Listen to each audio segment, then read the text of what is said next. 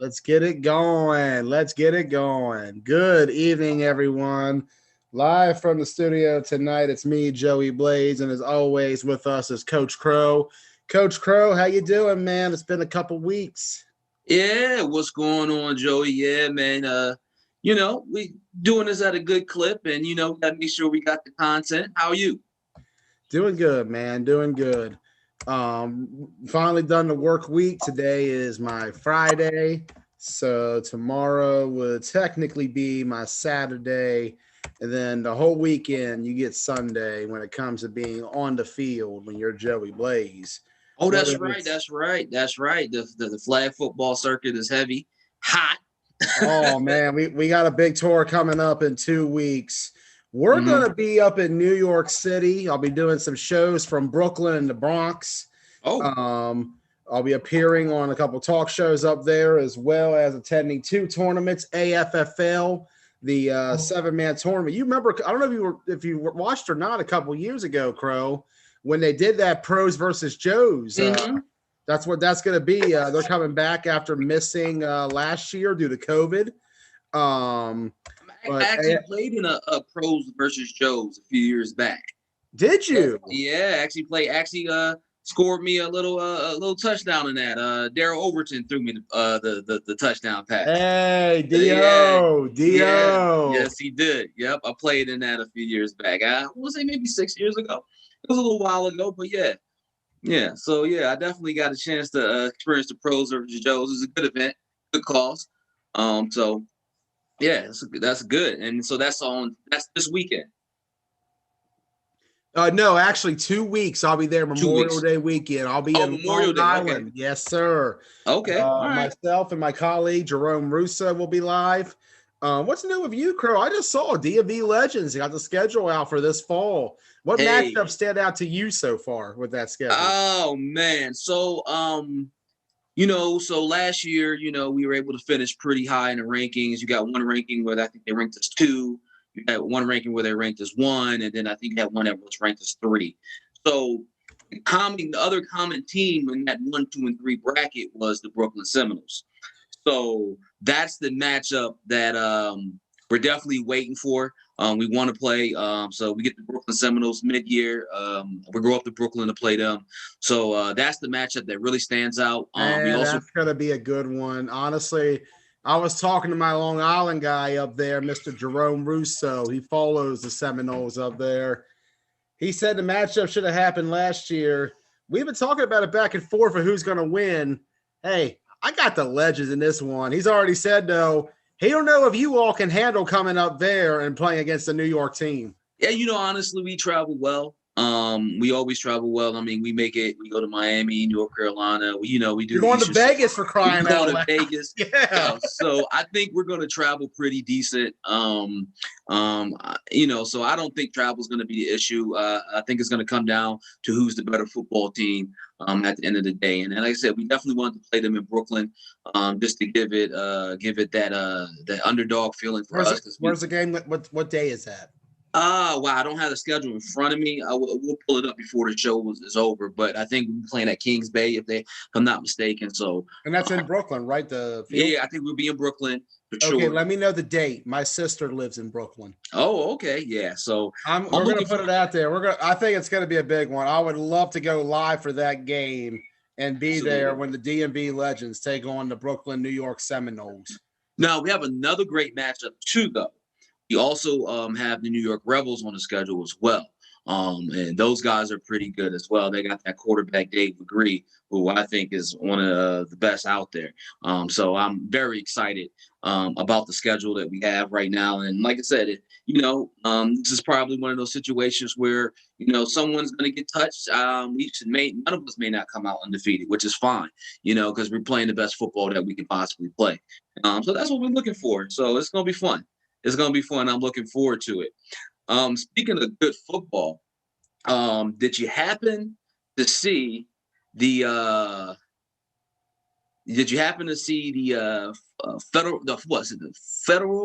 the Florida Football Alliance? I know they changed their name, the FFA playoffs this weekend. We had some great games in the FFA. The Southwest Florida Gladiators defeated the West Coast Soldiers. And here's not, I'm going to say a shocker. It's not a shocker, but the Southwest, no, is it Southeast or the Wolverines beat the Miami Magic City Bulls. So all four of those teams are nationally noted teams. All those teams really play well. And the first game, the Southwest Florida Gladiators beating the West Coast Soldiers 23-19. That's one of those games where I got to see a couple clippings of it. I didn't get a chance to see the game in full, but those guys were out there hitting. Those guys were out there hitting. You hear me? And usually those Gladiators, you could tell it's playoff football because the game was close. Because usually what you've seen in the regular season with the Gladiators is that they were just kind of blowing through some of those games, and they were really just kind of, putting the pedal to the metal. But when it came down to the West Coast Soldiers, man, those guys play hard. And it's one of those things where it's like you hate to have a loser. You hate to have one, but you got to because that's just the game. So that was one of those games where it's just like, I wish I could have been there. I really do. And then the other game they got is the South Florida Wolverines versus the Miami Magic City Bulls. And South Florida won that 19-12. Now, here's the problem, I think, with this game and why it hurts so bad about this game. The Miami Magic City Bulls, from what I'm hearing, this is their last game. That was their last game. That was it. Just that like was that. Yeah, I mean, they've been around, I think, since like 2008 or something like that. Multiple league championships, national championships, and their owner Cook, real good man, real good coach owner, and I hope that it's not their last go around. I really do. This is a great franchise. Many years. Oh wow! I should have grabbed that metric, but I want to say 15 years, but we'll grab it and we'll get the right, we'll send out a great message for those guys, because if this really is truly the last year, semi-pro football is losing a good, let me phrase it, they're losing a Hall of Fame organization who's done a lot of good things in the sport, and I think we're not going to be better for them moving on. Hopefully they'll get a team down there to take their place, but Magic Miami City Bulls, if that's your last game, we thank you for giving us all these great memories, all those great football games, and wish you Godspeed. Now, can't speak enough about the up-and-coming team, the South Florida Wolverines. They're trying to dethrone the current FFA champ, which is the South Florida Gladiators, and I think it's going to be a tough task. I don't want to bet against the Wolverines because I like what they do. I seen both teams play down in Miami for a couple times, and my heart says Wolverines, but my brain is telling me Southwest Florida Gladiators have the better team. But I don't know. Matter of fact, Joey, show the playoff bracket so everybody can see it real quick and what these guys been through in that playoff. I made a quick video earlier of everything. All right, show everybody what they went through in their playoffs, because you got to see this was some good football that they played in the FFA, and this is why on the rankings, FFA usually does pretty good with their teams, just show everybody real quick what they've been able to do. I tell you what, one of our guests is on, Delzita Boyd. Her screensaver is wonderful with the cat. Just want to point that out. Bring her on a little early, but the cat was just wonderful. I didn't want to leave her waiting over there on that end. I thought she jumped right in. I didn't want her to think we were ignoring her or anything. No, I'm in the car at a youth practice, so okay. Busy doing my thing. For the cat. You bring that up, that clip up, Joey? Working on it. There's some issue with this other end on it, trying to get it pulled up right now. And it should have it in a moment. Yeah, so back to South Florida. Like I said, I just hard for me to bet against the Gladiators. So I'm not, but the Wolverines could definitely win that game. So I'm gonna give y'all some details about the game. I'm gonna pull them up now. So the FFA, the Football Federation Alliance, they write Federation Bowl 1 game preview. That's going to be the Southwest Florida Gladiators, who are 11-0, versus the South Florida Wolverines, who are 11-1. Then he puts the skinny could be a three-peat in the mix for the Southwest Florida Gladiators. So basically, the Gladiators have won the last 2 FFA championships, or can the Wolverines up in the dynasty? The questions will be answered, and they will be playing at Bryant Stadium in Lackland, Florida on May 22nd. And they go on to write, the Southwest Florida Gladiators are led offensively by quarterback DeMarcus Sexel. If I'm saying that wrong, I'm sorry, DeMarcus. That's the first 3 letters of his name literally says. Yeah, if I'm saying that wrong, who threw for over 1,000 yards and 10 touchdowns this year. And he's also run for 429 yards. And then they go on to write, see what else they got here. So that they're led by him. And the Wolverines are looking to avenge their 29-0 loss and the Alliance Bowl in 2019. They are led by running back Walter Tucker, who played for the University of Miami, and receivers Pooh Davis and Chad Boy are their top 2 receiving talents. So, with that being said, both teams can play ball. Like I said, I've seen both in person. They're fast. They hit hard. They got great offensive lines. And at the end of the day, I think this game is going to come down to who wants it more. Does Wolverines want their first championship? If I think so, yeah, it'll be their first if they win it. Or do the Gladiators want their third, completing their three-peat and putting a stamp on that they do have a dynasty? And I think they're out of Tampa, if I'm not mistaken. So who do you think is going to win? I'm going to go with Gladiators. I'm going to go with Gladiators. However, the Wolverines did get by Magic City, and that's no easy task. And I'm not saying the West Coast Soldiers are chump change. I'm just saying Magic City, get by them. That's a tough task. But I'm going with Southwest Florida Gladiators on this one. I don't know. That's what I'm gonna go with. I'm not gonna do any more than that. So okay, that's where I'm at with that. But good luck to both squads. I didn't see anything about live stream. I just pray that they're live streaming this game. I'm just gonna assume that they're live streaming. And tell everybody, watch out for the live stream. I hope so too. I'm going to assume that they are. So what I'll try to do is try to get with them, send them a message. And if they are live streaming it, we're going to try to get it posted on the Sunshine Bowl page so everybody can see that action, because I think that's a game that everybody deserves to see. So with that being said, I want to welcome our guests. I think we got one more guest coming on, hopefully in a little bit.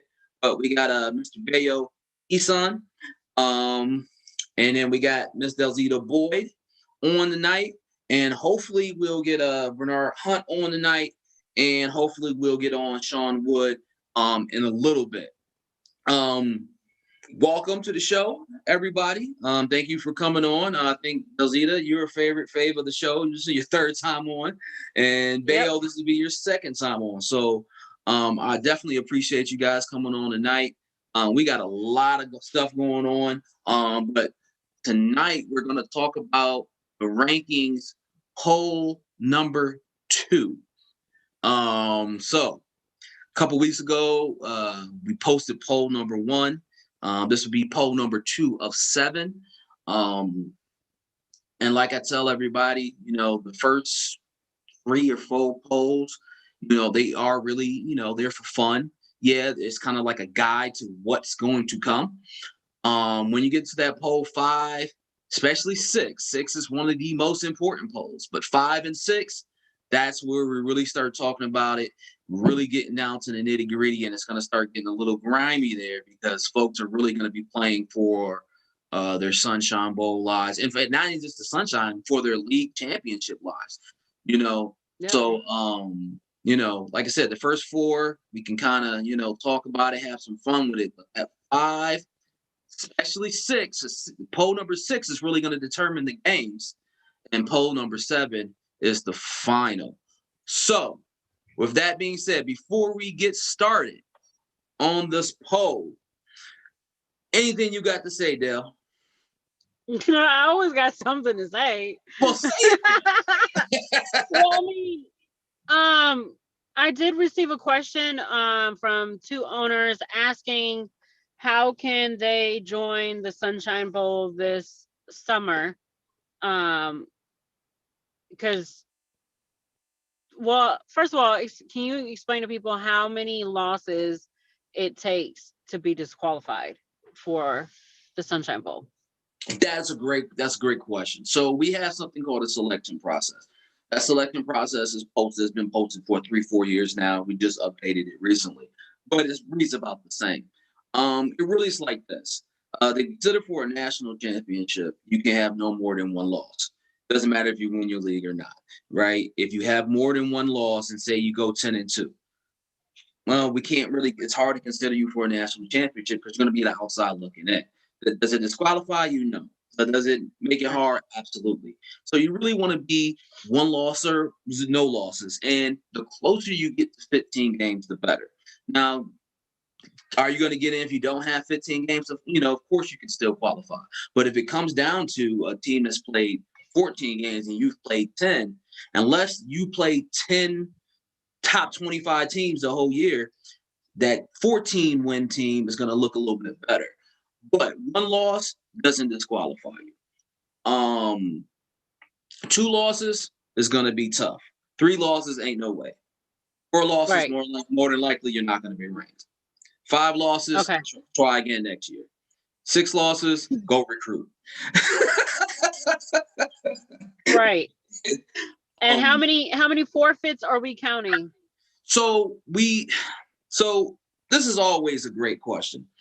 Forfeits, sometimes you can't help it, right? It just happens, right? So if you got 1 forfeit, all right, okay, all right, let you have it. Right. You got 2 forfeits.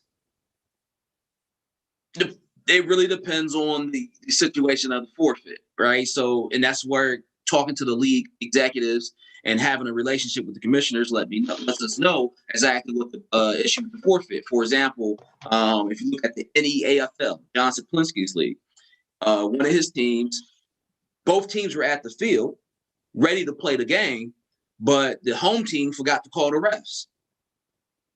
Right? Right? So that type of forfeit, all right, cool. Right. We can kind of be good with that. But then you got those forfeits where a team has folded out your league, say in week 2.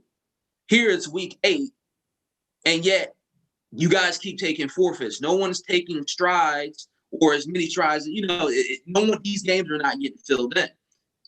After a while, if you got 3-4 forfeits on your schedule, we're just going to stop counting your for Sunshine Bowl. Not for your league, yeah, you can count them or whatever. For Sunshine Bowl, you got to stop counting it because you're not playing games.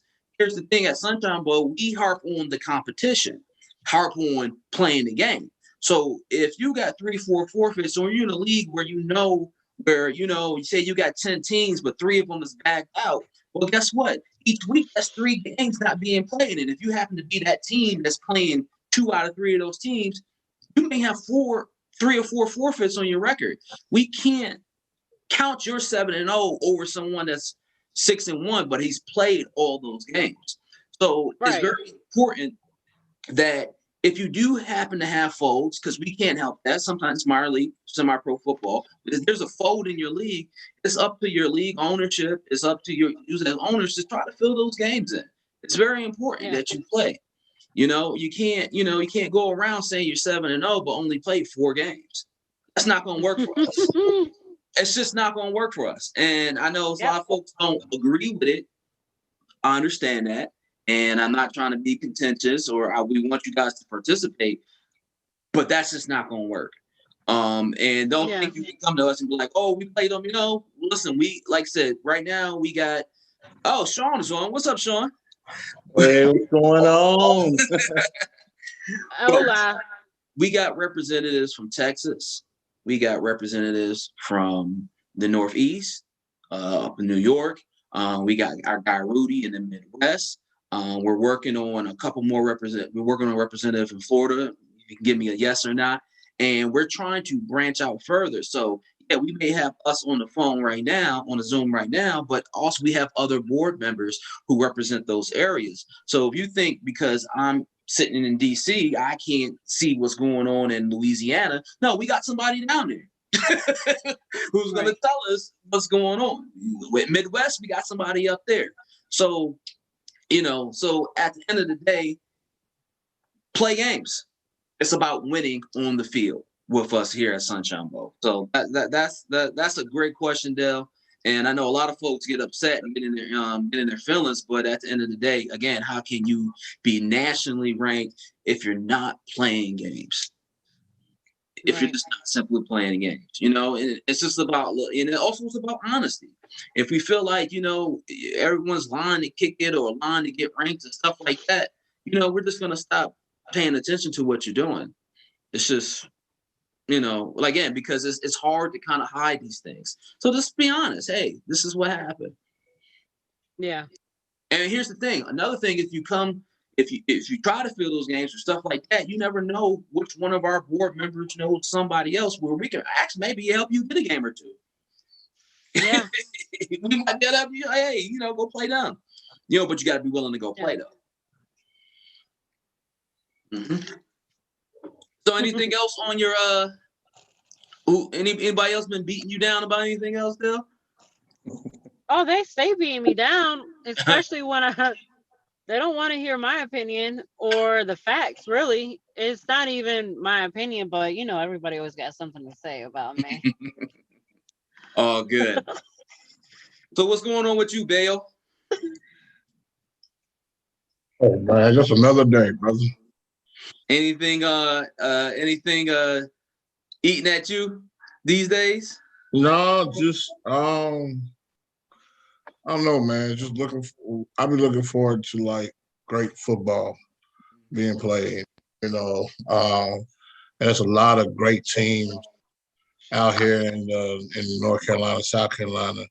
And I look forward to like everybody, like one day we all stop. I don't want to say running from each other, but that all that great competition that we could possibly be having, what I'm saying? We go ahead and put either egos or pride or whatever aside and go ahead and make that happen, because there's a lot of good football teams out here in the North and South Carolina. It's just so unfortunate that they're all in separate leagues. You bring up a good point. So yeah, that was one thing we were doing the ranking board the other day that really pissed me off. Is that we have 3 very good teams. Let me point that out from one region in the top 3, and you'll see it on one of the rankings, and they don't play each other. Totally pissed me off. And at the end of the day, how can you say you're the best in the country? If you don't even know you're the best in your state. Right. Right. I'm the best in the country, but I haven't played the best in my state yet. So I don't. Or how about, well, they think that they're the best everywhere because really they just keep ranking themselves only in North Carolina and South Carolina with those little rankings that they keep coming up with. Oh, so of course they think they're better than everybody because they only rank themselves like that. All they do is rank themselves amongst other North Carolina, South Carolina teams. Well, since we're talking about that region right now, maybe they should play each other, and that will take care of it. And that's what I guess we're talking about. It's like, hey, let's play each other. Let's get these games in. And speaking of great competition, Bernard, How's it going? ABDFL, what's going on, my Oh, brother? he's here. How you doing? How are you today? I'm doing well. Thanks for asking. How about yourself? I'm good. We had a little, we started the show talking about the FFA and their playoffs. And then we're just going over some preliminaries before we bring these rankings up. And just wanted to get a sense of what's on you guys' mind before we get started. Gotcha. And so what's on your mind? I'm looking forward to tonight's conversation. Mm-hmm. That's it. That's it. That's all Now, on mine. before we get too far into it, you said you're going to be doing a regional tournament. Tell the viewers about your tournament real quick. Right. So we're going to do a regional tournament, Tournament of Champions that will be held for predominantly the Southeast for that region.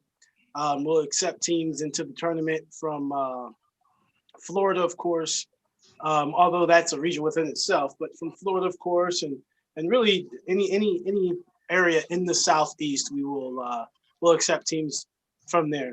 And the good thing about it is, if you win the regional tournament, then they'll automatically be going to the Sunshine Bowl. Right.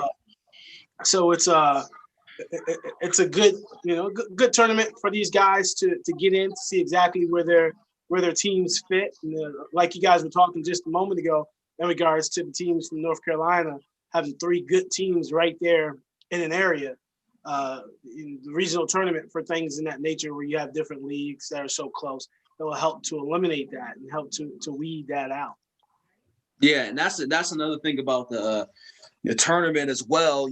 Like I said, it's beating folks out, and also, like I said, we're promoting good football. And at the end of the day, we're promoting good football, and if you win these things, it can really set you apart. Because at the end of the day, you may be in the tournament and didn't win your league, but you mess around and win the tournament and be the champion. Like, I've seen things like that happen. So, the tournaments help so that one bad game doesn't define you. Right. Exactly. Yeah. So, and then last but not least, Sean, my man. What's up? What's going on? How's the arena football world going for you right now? It's coming. It's coming along. Got this week off, and Okay. so we'll be ready to go. Get back at it again next week. So can't wait to see the rankings. It's gonna be interesting to see. Before we get to that, anything on your mind? No, other than I think Bernard has hit on the head. Actually everyone did. When the Sunshine Bowl, the whole thing is that we're looking for everyone to be competitive, and we want the best of the best when it comes down to choosing who we want to represent in the Sunshine Bowl. We want the best of the best, and sometimes you got all these great teams, but you got to decide. I mean, you got to play the games. I mean, you got to play. You just can't sit around saying, beating your chest saying, "Oh, we're number one," but like you said, you had about half your games forfeit. No, you can't do that. You got to play through. And we've all, our theme has always been Sunshine Bowl this year is just win. And if you do that, do what you need to do. That will get our attention, and then that way we will match up the best games possible. Indeed. All right. So, hey, Joey, my good man, could you please throw one of the rankings up? I'll let you decide which one. Okay, you started with 2A. All right. So all the viewers, you're seeing the top 25. So we extended it to 25. 2A rankings. So if you notice that you may have went down or up, depending on where you're at, and you didn't lose, It's because either you played like crap and we got wind of it, or I told you we got people everywhere. People think they can just get away with a with a BS game and they ain't gonna know about it. Or another league. We started looking at another league's games. Like for example, in the 2A, the AFL. We added in the Virginia Storm, the Tennessee Red Devils, and the Tennessee Tribe. So they entered into the poll, which caused some rankings to shift. But we're going to do it just like we did it last week or 2 weeks ago. I'm going to let Bernard go with this first set. Tell me about the top 5 and who did you like in the top 5? Okay. Well, I think the top 5 is pretty good. Again, that's what we're talking about. 3 North Carolina teams coming in at 1, 2, and 3, or South Carolina, just Carolina within itself. 3 Carolina teams coming in at 1, 2, and 3. All of them being close to each other. It would be great to see those guys play each other. That way, like you said, you can see who's the best in the state. So that top 5 there is great. North Carolina Rebels have been good for a while now. I think most organizations across the at least the East Coast have heard about the Rebels and what they've done in both in the present history as well as presently. The Sumter Sharks as well. Sumter Sharks come in at 7-0 this week, and they've been impressive. They've been impressive from start to finish. They won the IAFL last year. They seem to still be rolling. The Fayetteville Ducks are playing very well. I believe they if I remember correct, they just had coming off a game that they played a rivalry of theirs and won that game. So the Ducks are playing well. The Alabama Sabres, I think personally, is the sleeper in that group. I believe the Alabama Sabres could actually, you could put them anywhere in the top 5. You could put them in the top 3. And I think they would show out. I think they are definitely a sleeper. And then you got the Bold City Thunder, who have been good for quite a while. Okay. All right. So now we got 6 through 10. I'm going to take 6 through 10 because I got a game in there I would like to talk about. So 6 through 10. Of course, you got the Fayetteville Commandos. We like them. They're always a solid team. Love their quarterback. And they do some great things. They participated in the Sunshine Bowl last year, won big. So very good team. Airedale Warriors, also a very good team. I would like to see them play in some stiffer competition. However, they just signed, not their league, just signed up with the CSFL to play a bowl championship series with them. So if they don't get in their league, they'll get in that game. So I'm excited for that game, and I want to see what happens between the CFA and the CSFL.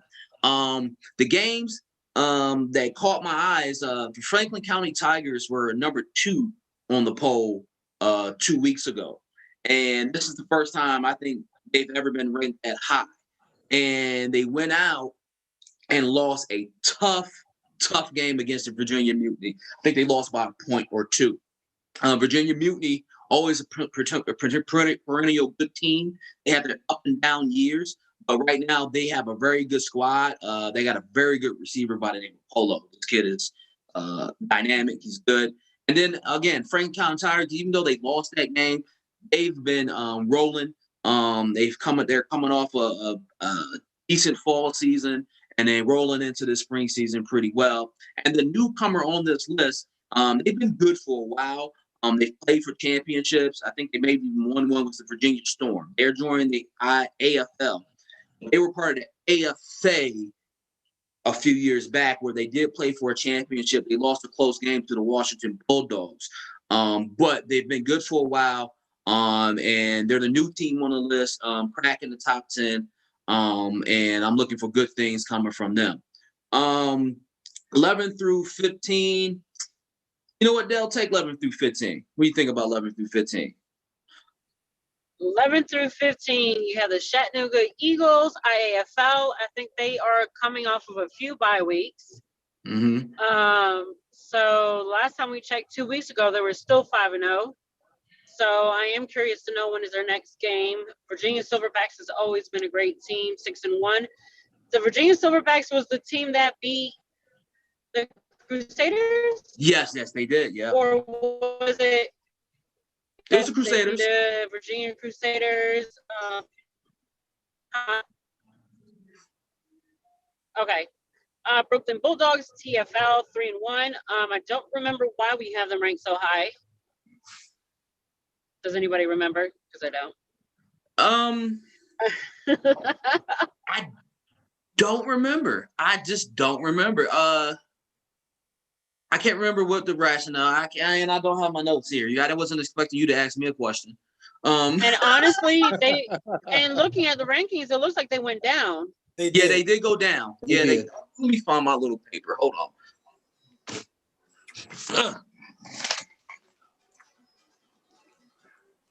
Oh, their league has them ranked number 1 in their league. And we still put them, and still, okay. All right. So after that, we have number 14, Fayetteville Mandos. My opinion, they should be higher, but I don't make the rankings, unlike you guys accuse me of. So they are 6-2. They currently just lost to the Fayetteville Ducks. That was a huge rival game in the CFA. And actually, it was a big win for the Ducks. That was their first win against the Commandos. And currently, the Ducks are undefeated. Mm-hmm. Let's see, the Baltimore Rams. They are from the ACFA, 4-1. Yeah, the number Don't know one team. much about. Number 1 team in the ACFA. Oh, they are number 1? Yeah, the number 1 team in the ACFA right now. Yes. All right. Mm-hmm. So who's next?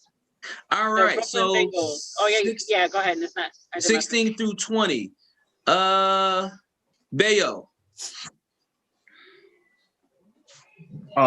16 through 20. Be honest, the team that stands out to me, because I don't know too much about the team, but the only one that stands out to me is the Virginia Crusaders. Mm-hmm. Been around for a while. I've known about the Crusaders for a minute. But other than that, I'm gonna be very honest. I don't know much about the all of the teams in this group. So the Virginia Crusaders lost to the Virginia Silverbacks and to the They took that Jets. bad loss to the Jets. Yeah. They took that bad loss. Which was a huge win for the Jets. Yeah, they took the bad loss, but like I said, the Jets were able to get that win, and I think that was the first time they ever beat the Crusaders. So that was a good win for them. And wasn't or was? It was. I think it was the first time. Matter of fact, I'm sure it was the first time. And then I think the team that's on here, that's the sleeper team, I think, in that top 20 is the Cecil County Chaos. This is one of those teams that used to be like one of them doormat teams, and they've kind of worked themselves into, notoriety. I just hope that they can keep it steady. They can keep it steady and not have the issues that will set a team that's on a come up, set them back. And then 21 through 25. Sean, you the last one. What you think about 21 through 25? The first thing that caught my eye is the 2 Tennessee teams out of the Alliance Football League. Like I said, they're new to the poll. They both teams are 3-0.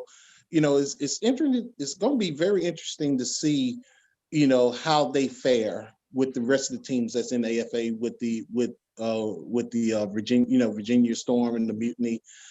Virginia Storm. How they will fare with them.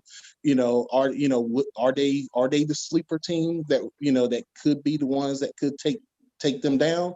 Mm-hmm. Time will tell. It's still early in the season for them. The other one that's definitely got to keep an eye on is the Carolina Redhawks out of the CFA. Even though they took a loss to the Iredell Warriors, but they can be that team that could do something in the playoffs. You know, it's not like their losses have been big, big losses. They've been close games. So, so with that being said, with them, they got other teams with the Carolina Raiders and the King Mountain Force. I think that they may be, they may be a little ahead of them at the point, but I can see them coming in, and you might see a rematch with the Red Hawks and the Warriors in the championship. It's a good possibility because they lost this game early. Yeah. And what is Kings Mountain on there? So Kings Mountain, if we were doing a top 26, it would come in at 26. Right. I think that was the last discussion we had when we had when we had everybody on. That was the last discussion we had. So that rounds out the 2A top 25. Before I post it, I'd correct it because I still got poll 1 on there. That should be poll 2. So I'll correct that before we post it officially. But that's your poll number 2. And Joey, do me a favor, pull up the 3A top 25. Hey, there we go. Efficient, Joey. Efficient. I appreciate you. All right, Sean, we ended with you on the last one. Let's start with you on this one. Top 5. What caught your eye, and what are we thinking about here? The main one that caught my eye was the one I was kind of worried about a little bit. I was kind of a little concerned about it with the RVA Tomahawks. Them dropping down to number 5. They were at number 4. Me personally, I thought they should have been a little bit lower. But that's just me. But because I thought with South Florida Wolverines, I know we're gonna talk about them at 6. But 1, 2, 3 looks good. Dallas Prime, I think they're up and coming league out of TFL. RVA Tomahawks, they still playing good ball. I know they had a quote unquote they consider as a so-so win. They play. I think they played the last ranked team in the league, and only won was it 6-0, 8-0? 8-0. Yeah. 8-0. So yeah, so it was one of those ugly wins. But sometimes things happen. Like it happens with great teams. Sometimes they could have been watching their news clippings and just overlook things. Overlook the team. Because when you play, you playing one of the lower tier teams that sometimes you overestimate them.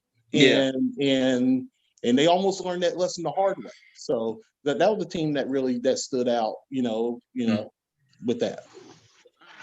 6 through 10. Bayo, what you think about 6 through 10? So the South Florida Wolverines. Okay. I think they had their one loss was to was it to Magic City? Yeah, it's Miami Magic City. Yep. And then they came back and beat Magic City Bulls, correct? Yep. Yeah. So that was the team that stood out to me was, I mean, it's just a testament to the fact that, I mean, just because you get beat during this regular season, come the playoff, it's a different game, man. They was able to take down the Magic City Bulls, and that definitely stood out to me. So that's why they jumped up, and then the Bulls that dropped a couple spots. Indeed. See, 11 through 15. I'll take this one. I'll take 11 through 15. So the team that I'm gonna shout them out again. Miami Magic City Bulls. They lost in the playoff game to two of those South Florida Wolverines. So they ended up 10-2. But the big thing about this team is that, again, said it earlier in the show, this may be their last go around. And if it is, I just want to say again, we appreciate Coach Cook and his staff, his players, and there's a legendary organization for giving us, I think, almost 15 years of football. I think, and really setting the example and really being a pioneer for Florida football and achieving all they achieved. Like I said, coming in at number 11, at 10-2, and like I said, so much respect to them and everything that they've done. Another team on here that catches my eye, they're undefeated in their league. They took one loss in preseason, was the Baltimore Saints. Baltimore Saints are playing some great football in the NEFL right now. And it looks like there's no team that's going to beat them in that league right now. Hopefully, like you said, Sean, they don't read their own newspaper clippings and get tripped up. But that team is playing some really, really good football, and I'm just definitely looking forward to seeing how they finish out. Let's see, Dell takes 16 through 20. All right. So 16 through 20, North Texas Seminoles, the TUFL 7-0. So I'm not familiar with these lower ranked teams besides the ECFA teams. Mm-hmm. I do know that Bernard can speak more so on the APDFL on his Blackhawks that he brought in, that he brought to our attention the other night. And the DMV Knights, the ECFA 5-1. So, who do the DMV Knights play this weekend? They got the Tigers. Team right below. Oh, yeah, that's right. And both of you guys are both 5-1. So that's going to be an interesting game also. Are you guys able to see the comments on YouTube? I'm glad you said that, Dale, because I'm sure going to address some of them. I'm not okay, looking at YouTube. I can't see them. I just got an inbox message. I can see them.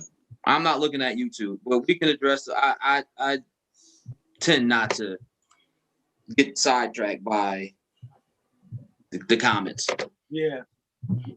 Oh no, we should talk about it. We can talk about it after, but Yeah, let's get these last ones. And now 21 through 25. Who's left? That's you, Bernard. That's me. Yep. Yes. So 21 through 25. 21 is the Ducks. 22 Stampede. 23 Sharks. 24 Crusaders. 25 Dynasty. Two teams I should say that stand out to me on here would be first would be the Stampede. I can't remember if Stampede was on there last week. They were not. They were not. Right. Okay. So the Stampede, that's the first one that stood out to me. And I think it was, we were talking about the wins that they're coming off of. And the Stampede's playing some really good football right now.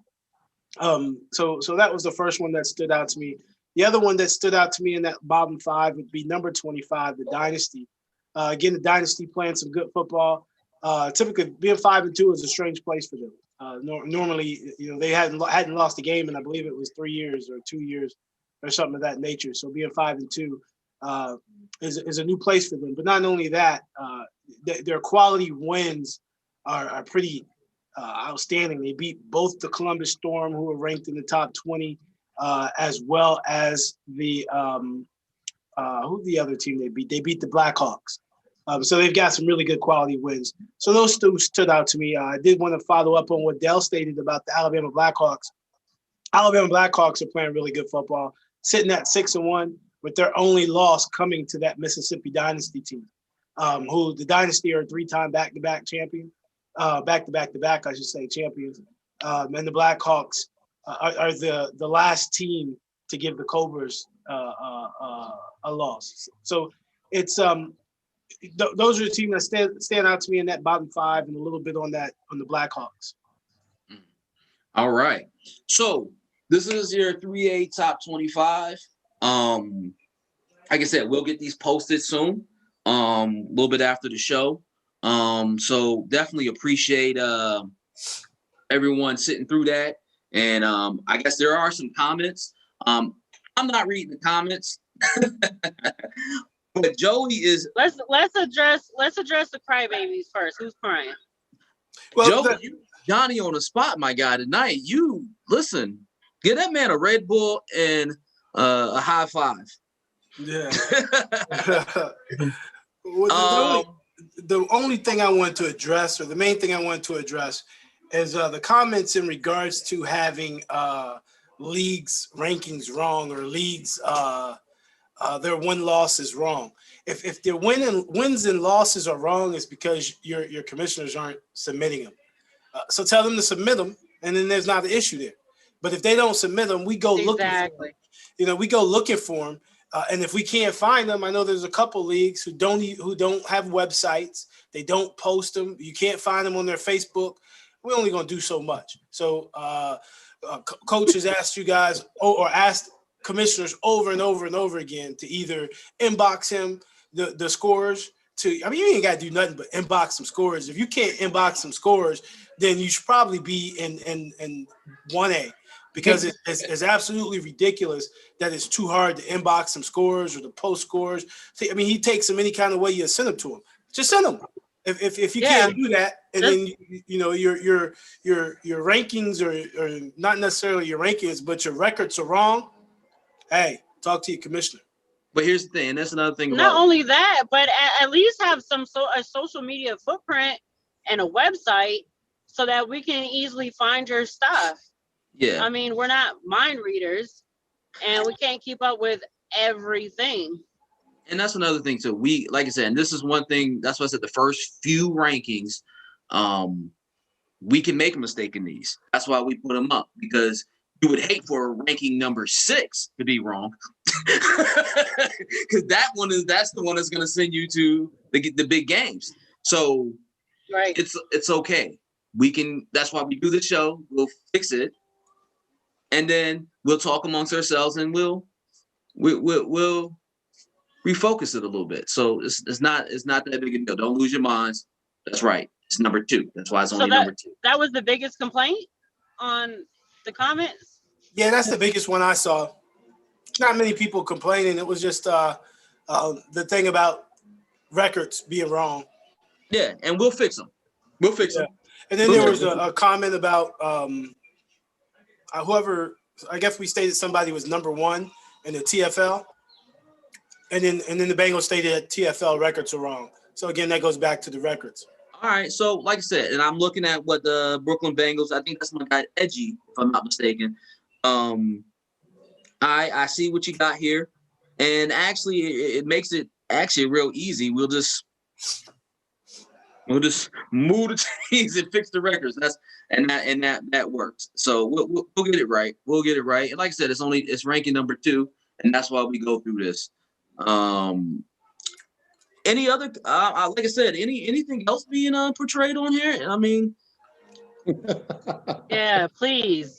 Let's talk about it. I never read the comments, because it gets you sidetracked while you're in the middle of a show, and then you get to reading and you. Yeah. But it's interesting to see and what some folks got to say. So I want to. Did anybody from North Carolina have anything to say? Or are they going to wait? No, they're going to wait for us to get off. They're probably going to wait. Yeah, they're going to wait. They're going to wait for the trash talk pages. Yeah, by all means, if you're in the comments, by all means, ask your questions. That's what we're here for. We love to have questions and just open discussion sessions. Yeah. I had a comment made to me earlier today.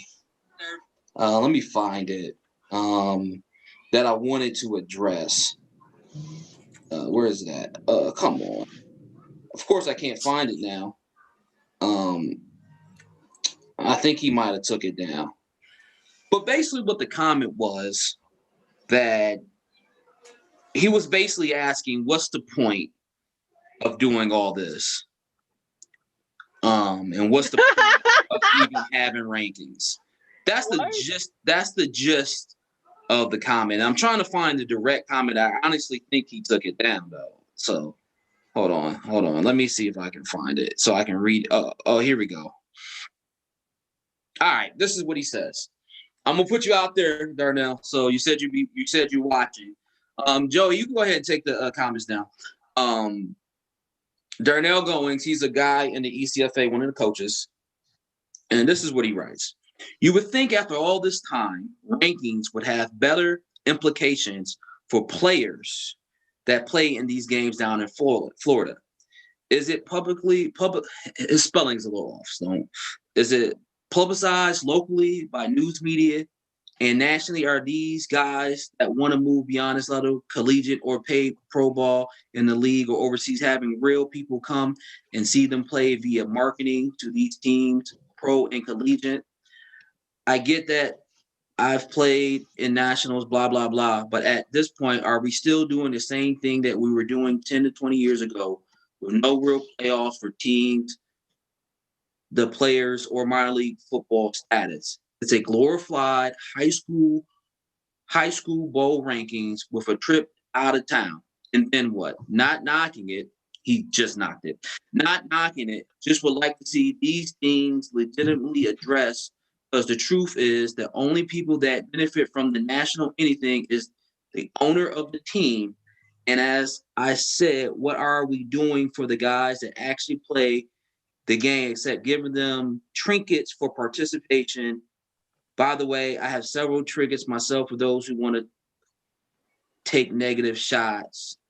Just my thought. Wish all those teams well. Just want to see something different. Does he play currently? He's a coach. So He's the coach for semi-pro? Yeah, he's a coach for a team. I can't remember what team. Name off the top of my head. So does he plan on? So if he really feels that way, then why does he continue to coach semi-pro? hey man, that's my question too, because he says Or are you just here to complain? He said trinkets for those who may have negative comments, but everything he just said was negative. So I guess he got some more trinkets. But the thing is, this level of football is going to be exactly what you make it. So what do the players get? First and foremost, each league, we don't own a league. So each league is individually owned and operated. So for instance, the APDFL, no one on the call owns the APDFL. Or operates the APDFL. So every league, it doesn't matter if you're in Florida, Alabama, Texas, where your league is at, it's owned and operated independently, just as you would. I like to compare it to the NCAA, because just as you would with the NCAA, each conference does things their own way. For instance, you had some conferences that played during COVID. You had some that didn't. You had some that allowed fans. You had some that didn't. You have some that played during the spring. Again, each are owned and operated independently. So are the players getting something? Now, if you're talking about regular season in the APDFL, yes, the players do get something, not just the owners, the players as well. As far as the national rankings and the national bowl games, the rankings mean a lot. To some, it's just entertainment purposes, and that's fine. To those who is just entertainment purposes, that's absolutely fine. We want entertainment. That's part of football is entertainment. Yep. So that's what it is. At the same time, for some, you're playing for a higher level. Now, again, with the APDFL, I believe one of the questions he asked is, do you have scouts coming to these games? Well, with the APDFL, we do have scouts from all levels come to games. So instead of worrying about what it is with the national rankings, it needs to start on their league level. So what is your league doing? If your league is doing something and making it better, then by all means, it should be a great experience. You can't knock something if you don't have a solution, and you can ask all the questions in the world and we can give you all the answers in the world. But if you can't knock something unless you have a solution, start at your league level. From what he said, and again, I'm not reading it, I just heard it. So, just that one time, but my understanding and my response would clearly be, this is starting at the league level. Mm-hmm. So what is your league doing for the players and not just the owners? So some leagues, I know they may have a cash payout. That cash payout is going to the owners. What is the league itself doing for the players? And then it rolls up from there. Right. Now, so to me, it sounded like you just hated some.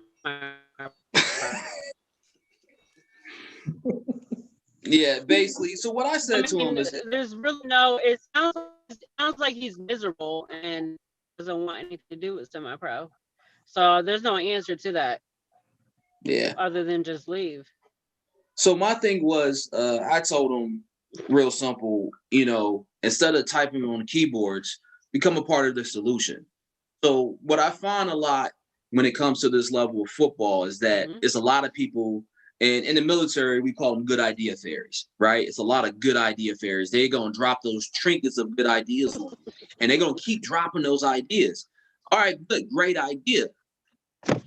Can you help me execute this idea?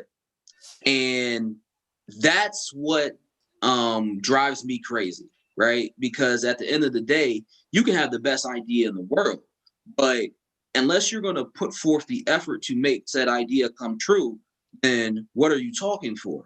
In this particular instance, like I said, I don't dislike Coach Goings at all. We've crossed paths, but it's bigger than what his question is. The answer to the question is, if you want better, then do better yourself. Forth the effort, become a part of the solution. We didn't exclude Sunshine Board to anybody. We put an open call who wanted to be a part, and we invited the people who actually looked like they gave a damn to this, because it is time out of your schedule. It is nights. We talk for 3-4 hours sometimes on our calls to get these rankings right and all this stuff. Like, we put in all this great time into making it better, at least what we think is better. And guess what? We don't know what that next guy thinks is better until he puts forth that effort to let us know what that idea is, because all the good idea fairies ain't gonna mean nothing without that effort that goes with it. So that was basically my sentiment to him. But like I said, not a bad guy. He's been involved in Semi-Pro a long time. It's just that, I think, things deserve effort. So, that's me. Yeah, and just piggyback on that a little bit. One of the things he did that was a concern that caught my eye that caught my attention when we was reading that. Well, he was talking about what are everyone is trying to do to make things better. For one, as you can see, we knew that having a separate spring, having a spring national and having a fall national, we knew that was very important, because it didn't make sense for anybody waiting 6 months to play a national championship game, and then their roster change after 6 months because they're getting ready for their upcoming season. So we're identifying some of the things now. Trust me, we're not. It's not perfect right now, but we're trying to go into the right direction on some of the things that we're trying to do from the national level, so that way. The goal had always been from the late Jesse Wiggins was to create a platform for these players. It ain't about the coaches or the owners, it's about the players to have a platform for them to showcase their talent. That was the sole reason why the Sunshine Bowl was formed. And so we we try to make those decisions based on those principles. So I hope you're watching there now. Like I said, didn't want to put you on blast, but it was a good question. You challenged us to talk about it on the show, so that's what we're doing. So I definitely appreciate the question, and I hope you appreciate the feedback and keep asking questions. It's cool with me. But that's when I got to me personally. I think that's it. And honestly, I was going to do my little rant today, but I think I did it in answering the question. And I think you had one too, Bernard. So, was there any more questions on the YouTube? Yeah, there was one other question. There was a question asked, how do you guys do the rankings? Oh, so I think that's a fair question. That's a great question. Who wants to take it?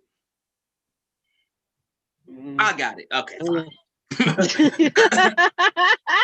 I was going to see. Take me off the hot seat. So basically, it started off at the beginning of the season when we had everybody sending us scores. That served two purposes. One, to identify your league, because we can't rank you if we don't know you exist.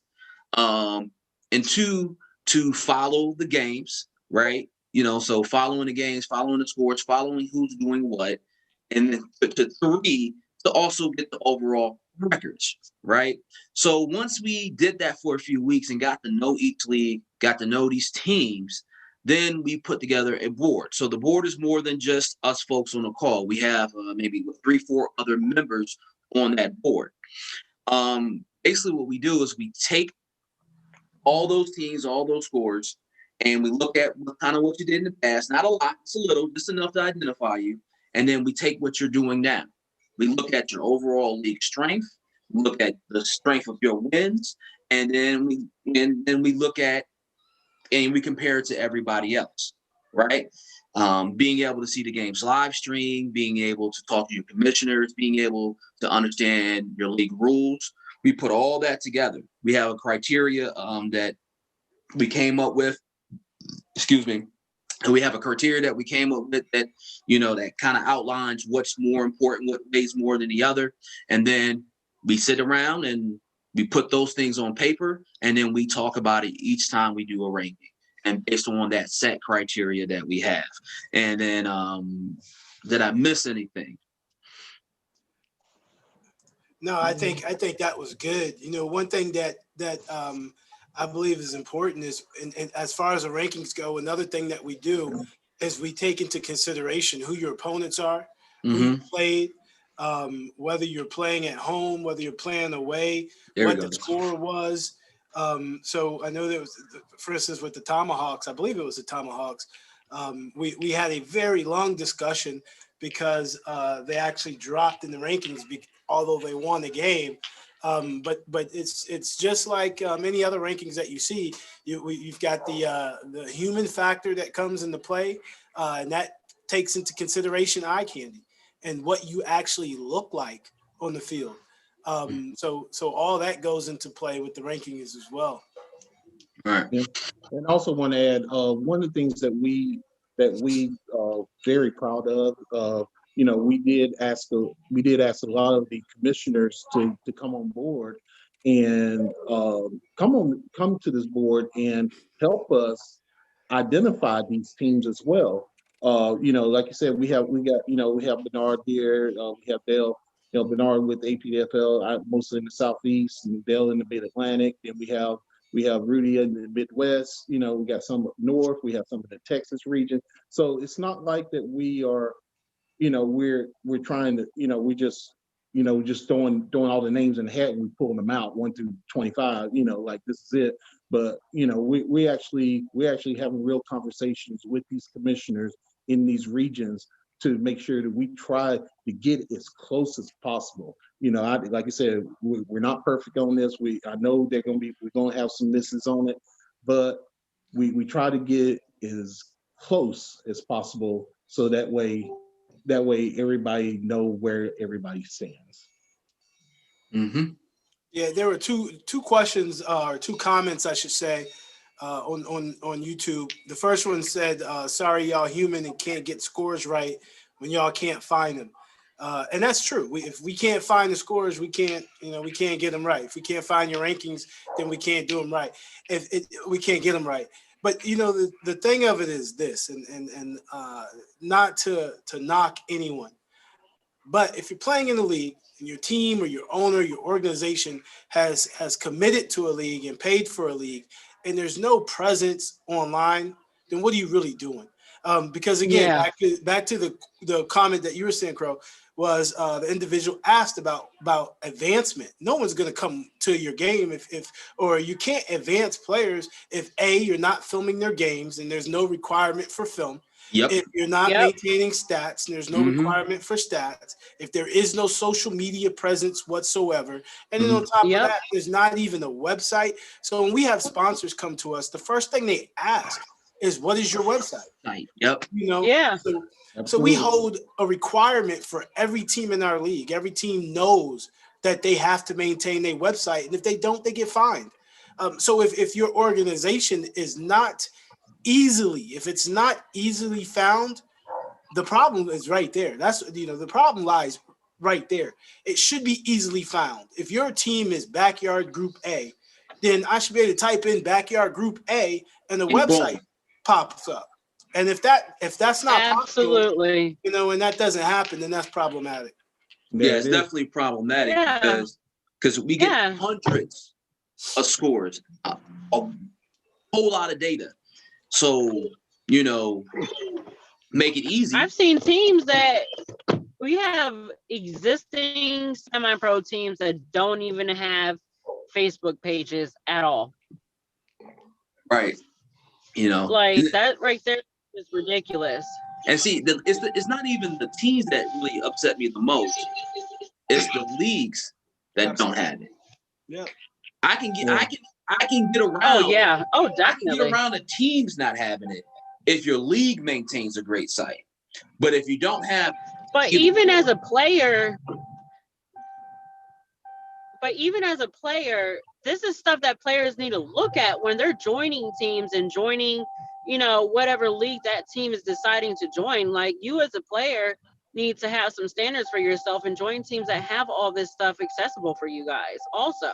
especially if you're trying to go overseas, or if you're And just because your owner decides that, hey, this is the league that we want to go to, well, if that's not the league that is good for you, is going to be beneficial for you as a player, Mhm. that doesn't mean that you should go somewhere that's good for you.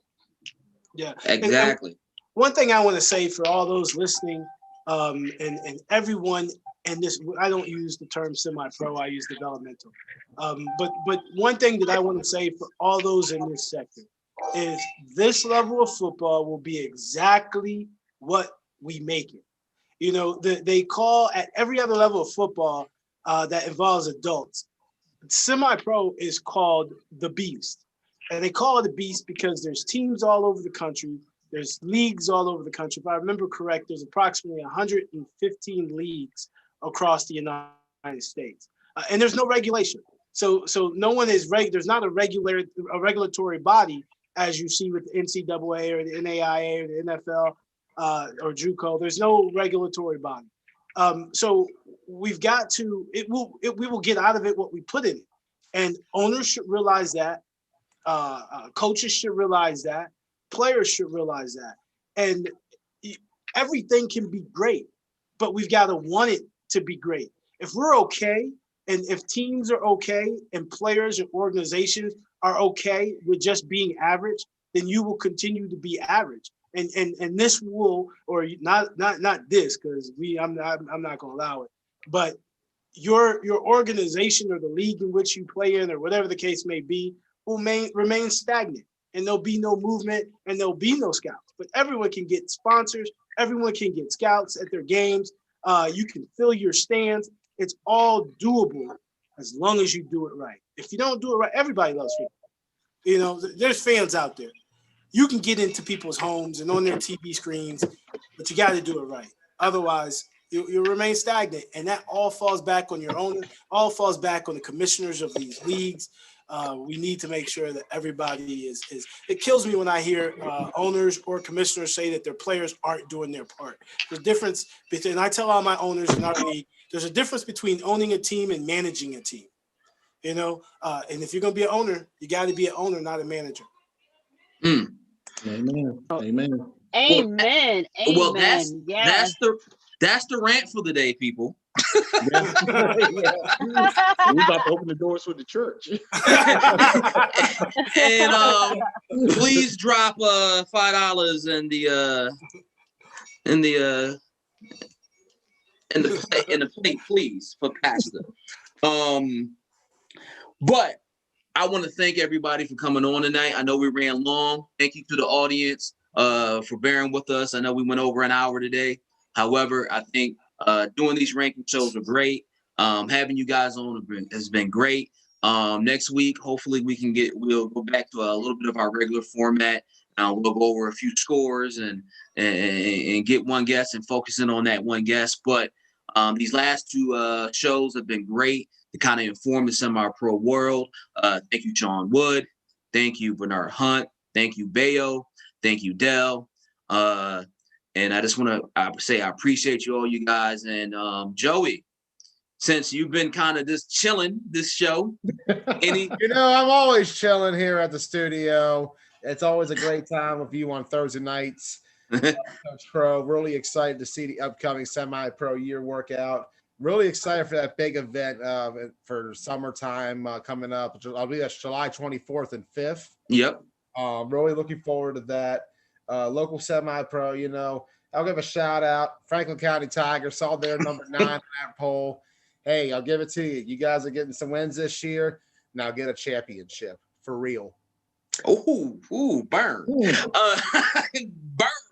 All right. Well, with that being said, good night, everybody. I'll see you guys next week. See you next week. Good Meet night. us at the 50.